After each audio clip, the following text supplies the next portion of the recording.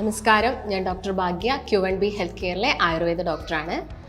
അശ്വഗന്ധം അഥവാ അമുക്കുരം നമുക്ക് എല്ലാവർക്കും അറിയുന്നൊരു ഔഷധ ചെടിയാണ്. ഒരുപാട് ആരോഗ്യ ഗുണങ്ങളുള്ള ഈ ഔഷധ ചെടിയുടെ ഉപയോഗം പലർക്കും അറിയില്ല.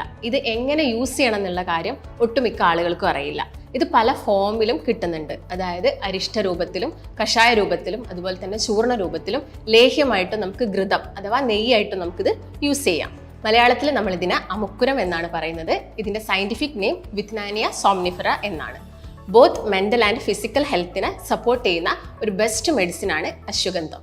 ഒരു 80 മുതൽ 100 സെൻറ്റിമീറ്ററോളമാണ് ഇതിൻ്റെ ഒരു ഹൈറ്റ് വരുന്നത്. ഇതിൻ്റെ എല്ലാ പാർട്സും നമ്മൾ ഔഷധ ഗുണത്തിന് വേണ്ടിയിട്ട് യൂസ് ചെയ്യുന്നുണ്ട്. കൂടുതലായിട്ടും യൂസ് ചെയ്യുന്നത് വേരാണ്. അപ്പോൾ നമുക്കിതിൻ്റെ ആരോഗ്യ ഗുണങ്ങൾ എന്തൊക്കെയാണെന്ന് നോക്കാം.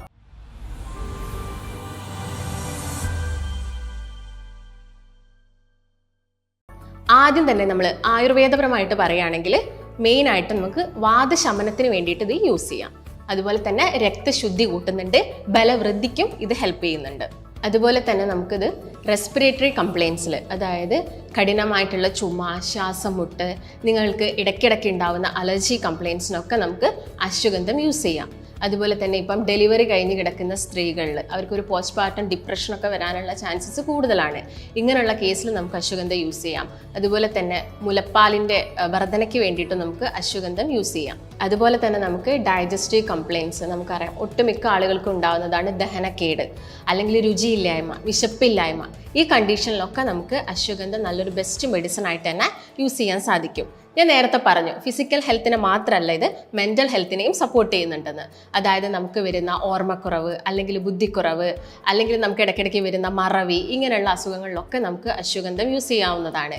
അതുപോലെ തന്നെ നിങ്ങൾക്കിപ്പോൾ എന്തെങ്കിലും ഒരു ക്ഷതം സംഭവിച്ചു കഴിഞ്ഞിട്ട് നിങ്ങൾ അതിന് വേണ്ടിയിട്ടുള്ള മെഡിക്കേഷൻസും കാര്യങ്ങളൊക്കെ എടുത്തിട്ട് റെസ്റ്റ് എടുക്കുന്ന സമയത്ത് നമുക്ക് അശ്വഗന്ധം യൂസ് ചെയ്യാവുന്നതാണ്. ഇതുമൂലം നമുക്ക് ബലം വർദ്ധിക്കും. അതുപോലെ തന്നെ ലൈംഗിക ശക്തി കൂട്ടാൻ വേണ്ടിയിട്ടും അശ്വഗന്ധം ഹെൽപ്പ് ചെയ്യുന്നുണ്ട്.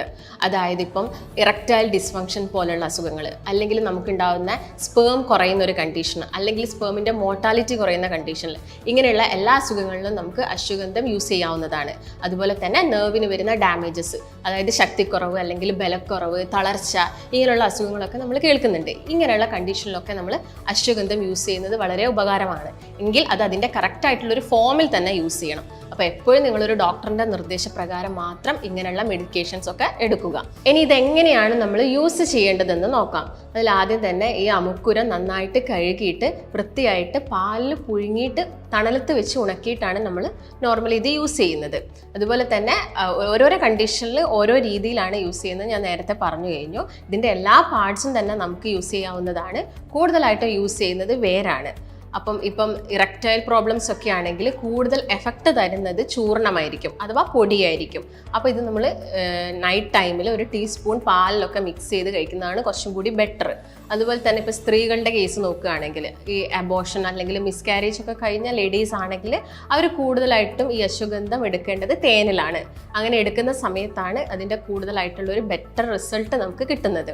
അതുപോലെ തന്നെ എക്സിമ പോലെയുള്ള കണ്ടീഷനിൽ നമുക്ക് അമുക്കുരത്തിൻ്റെ ഇല അരച്ചിട്ട് ആ ഒരു ഭാഗത്ത് അപ്ലൈ ചെയ്ത് കൊടുക്കുന്നത് നല്ലൊരു റിസൾട്ട് കിട്ടുന്നതാണ്.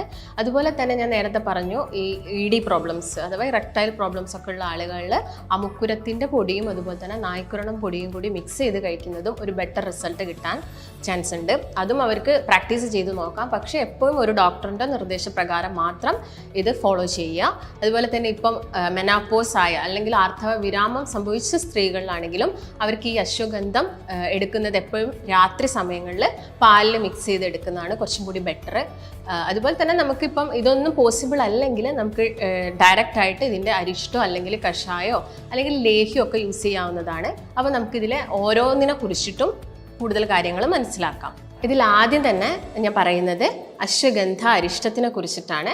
നമുക്കറിയാം, അരിഷ്ടം കൂടുതലായിട്ടും ഭക്ഷണം കഴിച്ച് കഴിഞ്ഞതിന് ശേഷമാണ് അരിഷ്ടം എടുക്കേണ്ടത്.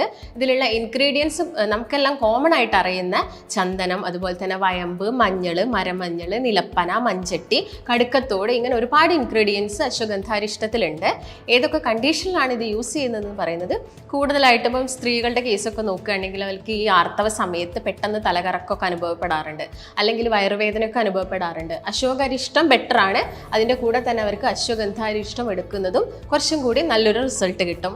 അതുപോലെ തന്നെ അഗ്നിമാന്ദ്യമുള്ള ആളുകൾ, അഗ്നിമാന്ദ്യം എന്ന് പറയുന്നത് ഇംപ്രോപ്പർ ആയിട്ടുള്ള ഡൈജഷൻ, അവർക്ക് പെട്ടെന്ന് ഈ പുളിച്ച് തേട്ട് അസിഡിറ്റിയുടെ ബുദ്ധിമുട്ട് വരിക, അല്ലെങ്കിൽ കീശ്വാസം ഒരുപാട് പോകുന്ന ആളുകൾക്കൊക്കെ ഈ അശ്വഗന്ധാരിഷ്ടം നല്ലൊരു റിസൾട്ട് കൊടുക്കും. അതുപോലെ തന്നെ ഉറക്കക്കുറവ് പോലെയുള്ള ബുദ്ധിമുട്ടുള്ള ആളുകൾ, അതുപോലെ തന്നെ നിങ്ങൾക്ക് ശരീര പുഷ്ടിക്കൊക്കെ ആണെങ്കിലും അശ്വഗന്ധാരിഷ്ടം എടുക്കുന്നത് കുറച്ചും കൂടി ഒരു എഫക്റ്റ് നൽകുന്നതാണ്. ഇനി ആരൊക്കെ അരിഷ്ടം യൂസ് ചെയ്യാൻ പാടില്ല എന്ന് പറയുമ്പം ആദ്യം തന്നെ നമുക്ക് ഈ ഹാർട്ട് ബേൺ ഉണ്ടെങ്കിൽ, അതായത് നെഞ്ചരിച്ചിൽ പോലെ വരിക, അല്ലെങ്കിൽ പുളിച്ച് തേട്ടി വല്ലാതെ വരുന്ന ആളുകളൊക്കെ ആണെങ്കിലും എപ്പോഴും ഒരു ഡോക്ടറിൻ്റെ നിർദ്ദേശപ്രകാരം മാത്രം, കാരണം അതിന് അതിൻ്റെതായ ഒരു ക്വാണ്ടിറ്റി ഉണ്ട്. എല്ലാ ആളുകളും സെയിം ക്വാണ്ടിറ്റിയിലല്ല അരിഷ്ടമാണെങ്കിലും കഷായമാണെങ്കിലും കഴിക്കേണ്ടത്. അപ്പം ആ ഒരു രീതിയിൽ തന്നെ വേണം കഴിക്കാൻ. അതുപോലെ തന്നെ ചെറിയ കുട്ടികളാണെങ്കിലും അവർക്ക് ആ ഒരു ക്വാണ്ടിറ്റിയിൽ ചേഞ്ചസ് വരും. അതുപോലെ ഞാൻ നേരത്തെ പറഞ്ഞ GID കണ്ടീഷൻ പോലുള്ള ആളുകളൊക്കെ ആണെങ്കിലും പ്രത്യേകം അവരുടെ ഡോക്ടറോട് ചോദിച്ച് തന്നെ കഴിക്കുക. നെക്സ്റ്റ് പറയുന്നത് അശ്വഗന്ധാദി ഘൃതാണ്. ഘൃതം എന്ന് പറയുന്നത് നെയ്യിനെയാണ്. അപ്പം ഇത് പാലിൽ കുറുക്കിയിട്ട് നെയ്യിൽ വേവിച്ചെടുക്കുന്ന അശ്വഗന്ധാദി ഘൃതം എന്ന് പറയുന്നത് കൂടുതലായിട്ടും സ്പേം കൗണ്ട് വർദ്ധിപ്പിക്കാൻ, അല്ലെങ്കിൽ സ്പേമിൻ്റെ മോട്ടിലിറ്റി കൂട്ടാനൊക്കെയാണ് അശ്വഗന്ധാദി ഘൃതം പറയുന്നത്. പിന്നുള്ളത് അശ്വഗന്ധാദി ലേഹ്യമാണ്. അശ്വഗന്ധാദി ലേഹ്യം നോർമലി നമ്മുടെ ശരീര പുഷ്ടിക്കും അതുപോലെ തന്നെ മസിൽ ബൾക്ക് കൂട്ടാനും പെട്ടെന്ന് ആളുകളിൽ വരുന്ന ക്ഷീണമൊക്കെ കുറയ്ക്കാനൊക്കെ നമുക്ക് അശ്വഗന്ധാദി ലേഹ്യം യൂസ് ചെയ്യാം. അശ്വഗന്ധാദി ലേഹ്യത്തിൽ കൂടുതലായിട്ട് യൂസ് ചെയ്യുന്ന ഇൻഗ്രീഡിയൻസ് എള്ള്, അതുപോലെ തന്നെ ഉഴുന്ന പരിപ്പ്, നെയ്യ്, ഇതൊക്കെയാണ് കൂടുതലായിട്ടും യൂസ് ചെയ്യുന്നത്. അതുകൊണ്ട് തന്നെ നമ്മുടെ ശരീരത്തിൽ വരുന്ന ആ ഒരു ദഹനക്കേടൊക്കെ കുറയ്ക്കാനും ഇത് ഹെൽപ്പ് ചെയ്യും. അതുപോലെ തന്നെ ആഫ്റ്റർ ഡെലിവറി കഴിഞ്ഞിരിക്കുന്ന സ്ത്രീകൾക്ക് വരുന്ന ഈ ജോയിന്റ് പെയിൻസ്, പുറം വേദന, നടുവേദന, അല്ലെങ്കിൽ വല്ലാതെ വരുന്ന ഗ്യാസിൻ്റെ പ്രശ്നങ്ങളൊക്കെ ഉള്ള ആളുകളാണെങ്കിലും അവർക്ക് ഈ അശ്വഗന്ധാദി ലേഹ്യം കഴിക്കുന്നത് ബെറ്ററാണ്. അതും എപ്പോഴും ഒരു പാലിൻ്റെ കൂടെ എടുക്കുക. പാലിൻ്റെ കൂടെ വിഴുങ്ങാൻ പാടില്ല, അത് ജസ്റ്റ് അലിയിച്ചിട്ട് വേണം കഴിക്കാൻ വേണ്ടിയിട്ട്. അതുപോലെ തന്നെ നമുക്ക് യൂസ് ചെയ്യാൻ പറ്റുന്ന ഒരു ഫോമാണ് അശ്വഗന്ധാദി ചൂർണം. അശ്വഗന്ധാദി ചൂർണത്തിലും അമുക്കുരം, നാഗപ്പൂവ്, അതുപോലെ തന്നെ ഏലക്ക, തിപ്പലി, ഇങ്ങനെയുള്ള എല്ലാ ഇൻഗ്രീഡിയൻസും ഉണ്ട്. ഇതാണെങ്കിലും നമുക്ക് ശക്തമായിട്ടുള്ള ചുമയുടെ കേസ് നോക്കുകയാണെങ്കിൽ നമുക്ക് അശ്വഗന്ധാദി ചൂർണം കഴിക്കാം. അതുപോലെ തന്നെ വിരശല്യമുള്ള ആളുകൾ അഥവാ കൃമി ശല്യമുള്ള കുട്ടികളിലൊക്കെ നമുക്ക് അശ്വഗന്ധാദി ചൂർണം യൂസ് ചെയ്യാം. ചൂർണം എപ്പോഴും യൂസ് ചെയ്യേണ്ടത് പാലിലായിരിക്കണം. ചില ആളുകളിൽ പാലിൻ്റെ അലർജിയൊക്കെ ഉണ്ടാവാനുള്ള ചാൻസസ് കൂടുതലാണ്. അങ്ങനെ ആളുകൾ അത് വെള്ളത്തിൽ, ഇളം ചൂട് വെള്ളത്തിൽ മിക്സ് ചെയ്തിട്ട് കഴിക്കുന്നതായിരിക്കും കുറച്ചും കൂടി ബെറ്റർ. ഹൃദയാരോഗ്യം മെച്ചപ്പെടുത്താനും അതുപോലെ തന്നെ നമ്മുടെ ശരീരത്തിൽ വരുന്ന ചീത്ത കൊളസ്ട്രോളും ട്രൈഗ്ലിസറൈഡ്സ് ഒക്കെ കുറയ്ക്കാനൊക്കെ നമുക്ക് അശ്വഗന്ധാദി ചൂർണ്ണമൊക്കെ യൂസ് ചെയ്യാവുന്നതാണ്. അതുപോലെ തന്നെ ബ്രെയിൻ പവർ കൂട്ടാൻ, അതായത് നമുക്ക് വരുന്ന ഡിപ്രഷൻ, നല്ലൊരു ആൻറ്റി ഡിപ്രസൻറ്റ് അല്ലെങ്കിൽ നല്ലൊരു ആൻറ്റി സ്ട്രെസ് മെഡിസിൻ ആണ് ഇത് അശ്വഗന്ധ എന്ന് പറയുന്നത്. അപ്പം അശ്വഗന്ധനെ കുറിച്ച് നിങ്ങൾക്ക് എല്ലാ കാര്യങ്ങളും മനസ്സിലായെന്ന് വിചാരിക്കുന്നു.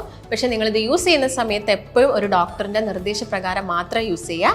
നമുക്ക് മറ്റൊരു നല്ല ഹെൽത്ത് ടോപ്പിക്കുമായിട്ട് വീണ്ടും കാണാം. നന്ദി.